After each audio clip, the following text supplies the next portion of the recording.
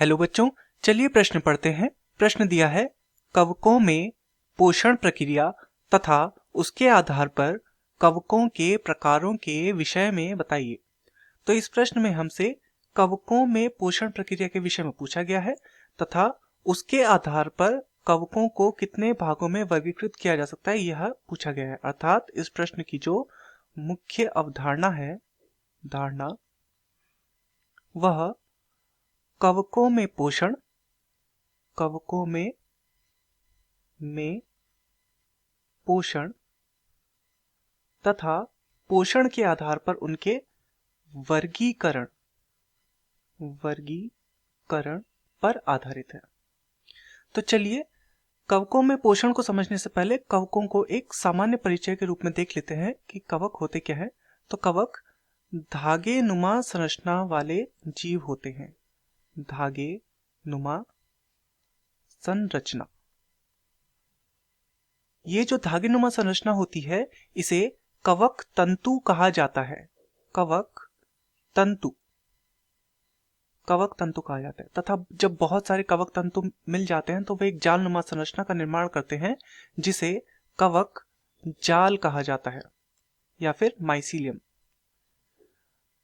तो अब इनके पोषण देखते हैं। कवकों में जो पोषण होता है, क्योंकि कवकों में पर्णहरित नहीं पाया जाता, पर्णहरित इनमें नहीं पाया जाता, अर्थात पर्णहरित या क्लोरोफिल इनमें नहीं होता, तो इस कारण से ये स्वपोषी तो नहीं हो सकते, अर्थात अपना भोजन स्वयं नहीं बना सकते।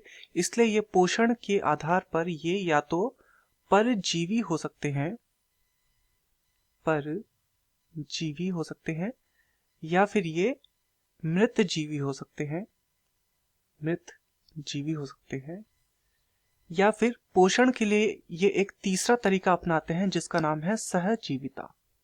सहजीविता। तो पोषण के लिए ये इन तीन तरीकों का प्रयोग करते हैं। तो चलिए एक एक करके इन तीनों प्रकार को हम देखते हैं। तो सबसे पहले हम देखते हैं मृत जीवी को, अर्थात ऐसे कवक जो कि मृत जीवी होते हैं। तो मृत जीवी का क्या अर्थ है?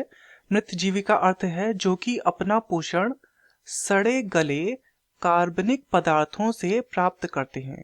सड़े गले कार्बनिक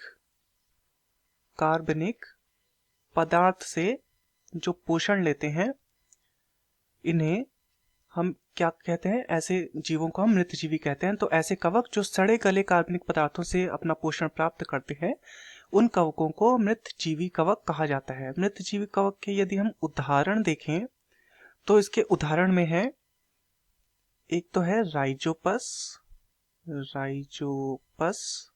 इसका एक उदाहरण है। साथ ही पेनिसिलियम,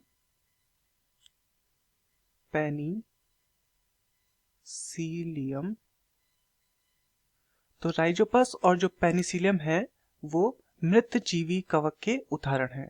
मृतजीवी अर्थात ऐसे कवक जो कि सड़े गले कार्बनिक पदार्थों से अपना भोजन प्राप्त करते हैं, तो उन्हें हम क्या बोलते हैं? मृतजीवी कवक बोलते हैं। और इसके उदाहरण है राइजोपस एवं पेनिसिलियम। तो दूसरा जो इसका प्रकार है वो है परजीवी कवक। तो परजीवी कवक कौन से होते हैं? ऐसे कवक जो जीवित अन्य जीव, अर्थात क्या हो सकते हैं? वो जंतु हो सकते हैं या पौधे हो सकते हैं। जीवित जंतु या पौधों से अपना पोषण प्राप्त करते हैं, उन्हें हम परजीवी कवक कहते हैं। इसमें ध्यान देने वाली बात यह है, जो परजीवी कवक होते हैं ये उस जीव के लिए हानिकारक होते हैं जिससे ये पोषण प्राप्त करते हैं।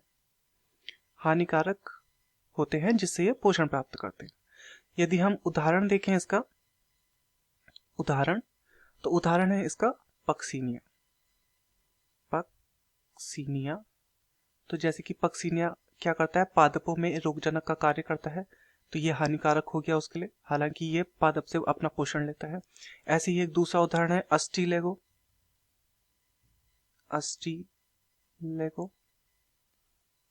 तो ये भी क्या है? ये भी परजीवी कवक का एक उदाहरण है। तो परजीवी कवक ऐसे कवक होते हैं जो जीवित जंतु या पौधों से अपना भोजन प्राप्त करते हैं तथा उनके लिए हानिकारक सिद्ध होते हैं। उदाहरण है पक्सीनिया और अस्टिलेगो। चलिए तीसरा प्रकार देखते हैं। तीसरा जो प्रकार हमारे पास है वह है सहजीवी कवक। सहजीवी कवक।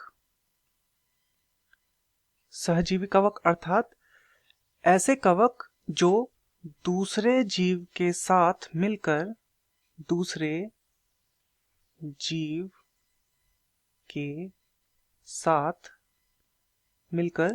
जीवन यापन करते हैं।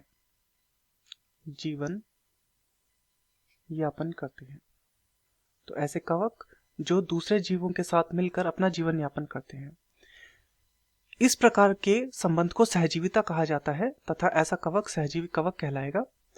इसमें ध्यान देने वाली बात यह है कि इस प्रकार के संबंध में दोनों ही जीवों को लाभ होता है, दोनों को ही लाभ प्राप्त होता है, किसी को भी हानि नहीं होती। यदि हम इसका उदाहरण देखें तो उदाहरण है एक लाइकेन। तो लाइकेन देखते हैं। लाइकेन जो है असल में शैवाल तथा कवकों के बीच का सहजीवी संबंध है। शैवाल तथा कवक के बीच का सहजीवी संबंध लाइकेन कहलाता है। तो चलिए अपने प्रश्न की ओर चलते हैं। प्रश्न में हमसे पूछा गया था कवकों में पोषण प्रक्रिया तथा उसके आधार पर कवकों के प्रकारों के विषय में बताइए। तो कवक जो होते हैं वो पोषण के आधार पर 3 प्रकार के हो सकते हैं, परजीवी, मृतजीवी तथा सहजीवी। परजीवी जो होते हैं वे जीवित जंतु या पौधों से अपना भोजन प्राप्त करते हैं, ये उनके लिए हानिकारक होते हैं। इसके उदाहरण है पक्सीनिया तथा अस्टिलेगो। मृतजीवी जो होते हैं ये सड़े गले कार्बनिक पदार्थों से अपना भोजन प्राप्त करते हैं। इसके उदाहरण है राइजोपस तथा पेनिसिलियम। तीसरा जो सहजीवी है, सहजीवी कवक ऐसे कवक होते हैं जो अन्य जीवों के साथ अपना जीवन यापन करते हैं, इससे दोनों को ही लाभ प्राप्त होता है। उदाहरण है लाइकेन जो कि शैवाल और कवक की सहजीविता का उदाहरण है। मैं आशा करता हूँ आपकी यह समझ में आया होगा। धन्यवाद।